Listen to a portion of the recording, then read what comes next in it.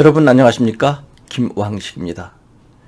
제가 조금 전에 연구소 밖에 나가보니까 고등학교 재학생들이 막 학교에서 나오고 있습니다. 오늘이 예비 소집입니다. 오전 수업만 하고 일찍 나온 것 같습니다. 아마 오후에는 내일 시험 볼 학생들의 예비 소집일이 아닐까 생각합니다. 어제 여러분들에게 어떻게 하면 시험을 잘 볼 수 있는가, 가능할지 모르겠지만 10점 정도 오를 수 있겠다라고 하는 것을 알려드렸습니다. 그것은 바로 순서대로 문제를 풀되 쉬운 문제부터 풀어라.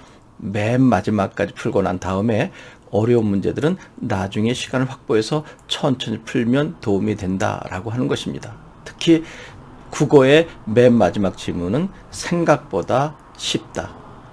지문 내용도 쉽고 문제도 쉬운데 마지막 문제를 푸는 과정 속에서 시간이 모자른다면 깊게 생각해 보지 못하고 그야말로 찍어서 풀게 되면 확률은 거의 없다라고 했습니다. 그렇기 때문에 순서대로 풀되 쉬운 문제부터 풀게 되면 마지막 문제도 완전히 풀게 되고, 그리고 중간중간에 어렵게 생각해서 놔둔 문제들은 많은 시간을 확보해서 풀면 도움이 된다. 그것이 바로 10점을 올릴 수 있는 방법이라고 이야기했습니다. 이번 시간에는 시험 끝나고 난 다음에 성적표를 받았을 때 학생들이 제일 먼저 이야기하는 것이 있습니다. 성적표 받기 전까지는 그런 이야기를 절대로 하지 않는데 성적이 생각보다 안 나왔을 때 밀려 썼다라고 합니다.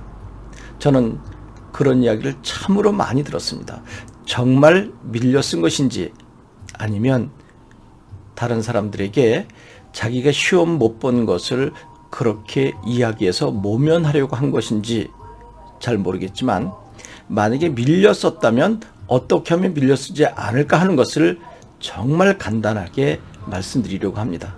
여러분, 문제를 중간중간 풀고 난 다음에 답안지를 이기하시기 바랍니다. 제가 현직 교사 때 수능 감독을 들어가 보면 보통 10분 정도 남았습니다. 답안지에 이기하십시오라고 정감독 선생께서 이야기하십니다.